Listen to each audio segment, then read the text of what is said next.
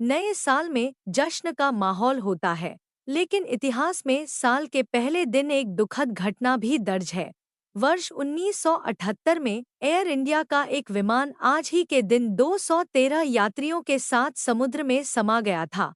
सम्राट अशोक नाम का यह बोइंग 747 साल 1978 में बम्बई, अब मुंबई, के इंटरनेशनल एयरपोर्ट से उड़ान भरने के कुछ क्षण बाद ही किसी यांत्रिक खराबी के कारण दुर्घटनाग्रस्त हो गया। दुर्घटनाग्रस्त एयर इंडिया की फ्लाइट बोइंग 747 में सवार लोगों में 190 यात्री और चालक दल के 23 सदस्य थे। मुंबई से दुबई के लिए भरी थी उड़ान।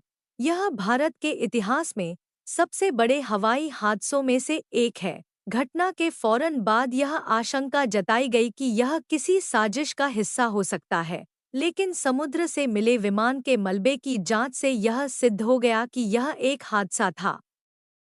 1 जनवरी 1978 को एयर इंडिया की फ्लाइट बोइंग 747 ने मुंबई के सांता क्रूज एयरपोर्ट, अब छत्रपति शिवाजी महाराज इंटरनेशनल एयरपोर्ट, से दुबई इंटरनेशनल एयरपोर्ट के लिए उड़ान भरी थी।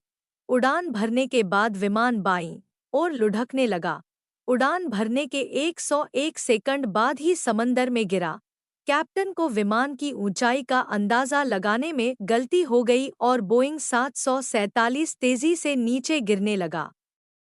उड़ान भरने के 101 सेकंड बाद ही विमान अरब सागर में जा गिरा। विमान में 190 यात्री और 23 चालक दल के सदस्य सवार थे और सभी की मौत हो गई।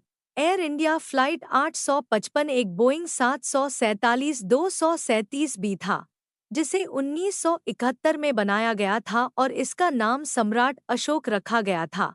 इस विमान के कैप्टन मदन लाल कुकर थे, जो उस समय 51 वर्ष के थे और 1956 में एयर इंडिया में शामिल हुए थे। वहीं 43 साल की इंदु विरमानी उस समय फ्लाइट की फर्स्ट अधिकारी थी। बाद में जब जांच की गई तो विमान में किसी तरह के विस्फोट होने के सबूत नहीं मिले थे। दुर्घटना के बाद कई दिनों तक समुद्र में छानबीन चलती रही।